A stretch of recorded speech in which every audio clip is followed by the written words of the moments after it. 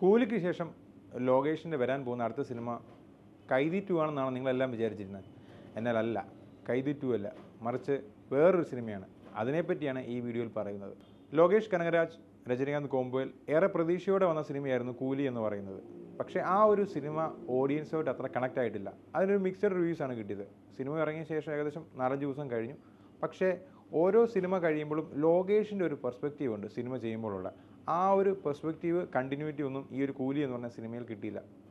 എന്ന് പറഞ്ഞാൽ കൂലി എന്ന് പറഞ്ഞ സിനിമ തീരെ മോശമെന്നല്ല പറഞ്ഞ്, പക്ഷേ ലോകേഷ് ചെയ്ത സിനിമകളിൽ വെച്ച് ഏറ്റവും ശോകം സിനിമ ഏതെന്ന് ചോദിച്ചു കഴിഞ്ഞാൽ അതൊരു പക്ഷേ കൂലി തന്നെ ആയിരിക്കും. എന്നാൽ കൂലിക്ക് ശേഷം വരാൻ പോകുന്ന ലോകേഷ് സിനിമാറ്റിക് യൂണിവേഴ്സിലെ അടുത്ത സിനിമ കൈദി 2 ആണെന്നാണ് നിങ്ങൾ എല്ലാവരും വിചാരിച്ചതെങ്കിൽ അതല്ല. നേരെ മറിച്ച് ലോകേഷിന് വേറെ കുറേ പ്ലാൻസ് ഉണ്ട്. ലോകേഷ് ആദ്യമായിട്ട് സിനിമ ചെയ്യാൻ പോയപ്പോൾ സമീപിച്ചത് സാക്ഷാൽ രജനീകാന്തിനെ ആയിരുന്നു. അതായത് ഈ കൂലിക്ക് മുമ്പ് ഒരു പ്രോജക്റ്റുമായിട്ട് രജനീകാന്തിൻ്റെ അടുത്ത് ലോകേഷ് ചെല്ലുകയുണ്ടായി. എന്നാൽ അപ്പോൾ തന്നെയാണ് ഈ വിക്രത്തിൻ്റെ സ്ക്രിപ്റ്റും റെഡി ആയിട്ടുള്ളത്. അതുകൊണ്ട് കമലഹാസൻ പറഞ്ഞു, വിക്രം എന്ന് പറഞ്ഞ സിനിമ ചെയ്തതിന് ശേഷം നമുക്ക് അടുത്ത രജനീകാന്തോടുള്ള സിനിമ ചെയ്യുന്നതായിരിക്കും നല്ലതെന്ന് ലോകേഷിനോട് പറഞ്ഞു. അങ്ങനെ ഒരു 40-50 ദിവസം കൊണ്ട് ഷൂട്ട് ചെയ്ത സിനിമയാണ് വിക്രം എന്ന് പറയുന്നത്.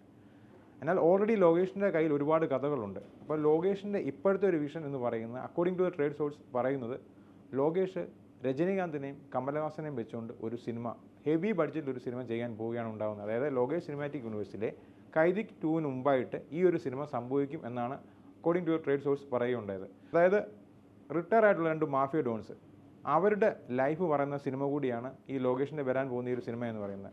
രാജ് കമൽ ഫിലിംസ് ഇൻ്റർനാഷണലും റെഡ് ജൈൻ മൂവീസും കൂടെ കമ്പൈൻ ചെയ്തിട്ടാണ് ഈ ഒരു സിനിമ പ്രൊഡ്യൂസ് ചെയ്യുന്നത്. കാരണം ഇതിൻ്റെ ഹെവി ബഡ്ജറ്റും ഉണ്ട്.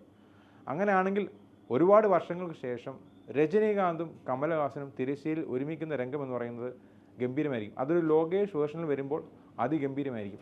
എന്നാൽ അമിത പ്രതീക്ഷകളൊന്നുമില്ല. കൂലി എന്ന് പറഞ്ഞ സിനിമ കണ്ടപ്പോൾ തന്നെ എല്ലാ പ്രേക്ഷകർക്കും ലോകേഷിൻ്റെ പ്രതീക്ഷ എത്രത്തോളം ഉണ്ടെന്നുള്ളത് മനസ്സിലായിട്ടുണ്ട്.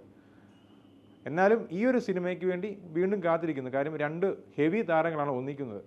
അപ്പോൾ എന്താണ് ഈ ഒരു സിനിമയെ പറ്റിയുള്ള നിങ്ങളുടെ അഭിപ്രായങ്ങൾ? ഈ ഒരു സിനിമ സംഭവിച്ചാൽ എങ്ങനെയിരിക്കും എന്നുള്ളത് കമൻറ്റ് ചെയ്യാൻ മറക്കല്ല്.